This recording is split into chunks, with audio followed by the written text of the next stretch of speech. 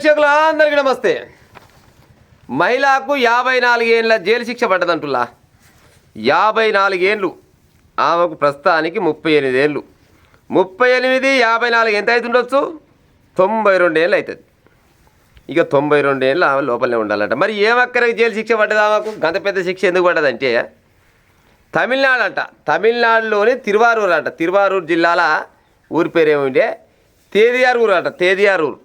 ఈ తేదియారూరులోనంట పౌష్టికాహార కేంద్రం ఒకటి ఉంటుందంట. పౌష్టికాహార కేంద్రంలో వంట మనిషిగా పనిచేస్తుందంట ఒక ఆమె పేరు. ఏం పేరు అంటే ఏం పేరు? ఆమె పేరు శ్రీలతనో. అయితే ఈ లత అంటే ఆమె పౌష్టికాహార కేంద్రంలో వంట పని చేస్తుంది. మంచిగా పౌష్టికాహారం మొత్తం పిల్లలకంటే ఎక్కువ తనే తిన్నట్టుంది. మంచిగా దిట్టసంగా అయినట్టుంది. ఇక అంటే ఈ కారంగా ఉంటుంది కానీ చేసిన పనికి అదే మంచిగా బిగ్గర అయింది మనిషి. ఏం చేయాలి మరి? ఇక తిన్నాక ఒళ్ళు ములముల అంటది. ఇంకో గట్టినే ములముల అన్నదంట.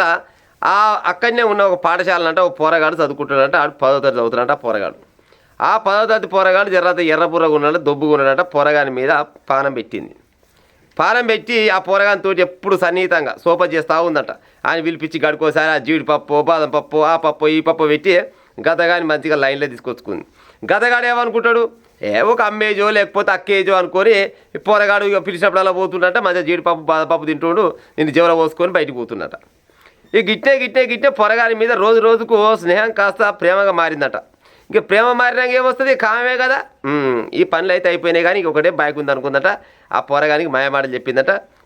ఓ కాడికి పోదాం వస్తావరా పిల్ల అని అడిగిందట.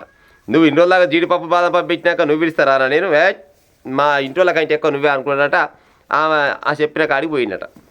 పక్కూరికి పోయినట. పక్కూరికి పోయి ఆడ చిన్నగా మరి రూమ్ తీసుకుందో మరి అక్కడెక్కడ కొన పోయి పాడైందో కానీ ఆ పోరగాన్ని చిత్ర హింసలు పెట్టిందట. ఎప్పుడు? 2021 అక్టోబర్ 26 తారీఖు నాడు.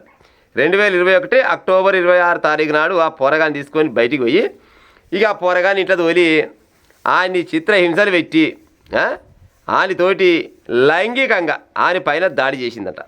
లైంగికంగా దాడి చేసి ఆ పోరగాన్నిగా కథం పెట్టింది అనుకో. రాత్రికి చెప్తే బాగుంటుంది కానీ ఇక చెప్పినాక ఆల్రెడీ అర్థమైంది కదా. అంత ఎడ్డోళ్ళు పాడే వీడియోలు చూస్తారు కానీ ఇక ఆ పోరగాని దగ్గర ఏమో కావాల్సిన సుఖం తీసుకుంటా ఉందట. ఆ పోరగాడు మా అమ్మగాని దండం పెట్టి తీసిపెట్టు, మయ్యగాని దండం పెట్టి తీసిపెట్టు, నాకు ఈ పని రాదు అని ఆ పోరగాడు ఎంత అన్నా కానీ ఆ పోరగాని చాలా రకాలుగా ఇబ్బంది పెట్టి ఏమో కావాల్సిన కోరికలు మొత్తం ఆ గదగాంతో తీసుకుందట. ఆ నుంచి ఆ పోరగాడు తప్పించుకొని చక్కగా ఇంటికి కూడా పోకుండా చక్కగా స్టేషన్కి పోయినట. సార్ గిరిగిర సంగతి ఆ పౌష్టికాహార కేంద్రంలో పాడే ఆడిమర్చి పనిచేస్తుంది. ఇక ఆమె సంగతి గిట్లా ఉంది, నన్ను కొనపోయి ఆగం చేసిందని పొరగాన్ని చూపిస్తే పొరగాని కొనపోయి దవాఖాన కొనపోయారట.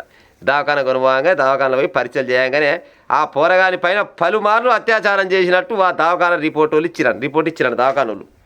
చక్కగా తీసుకొచ్చి ఆమె పైన పోక్సో కేసు చట్టం కింద కేసు పెడితే నిన్న తీర్పిచ్చిరు. ఆ తమిళనాడులో కోర్టు తీర్పిస్తే 54 ఏళ్ళ జైలు శిక్ష చేసిరు ఆమెకు. 38 ఏళ్ళు, 54 ఏళ్ళు మొత్తం కలిసి 92 ఏళ్ళు పాయన. అమ్మ 38 ఏళ్ళ ఉన్నది. ఒక్క నిమిషం అట్నే ఉండదు. 38 ఏళ్ళు. 38 ఏళ్ళు అంటే ఎంతో కొంత వయసు మీద ఉన్నట్టే లెక్క.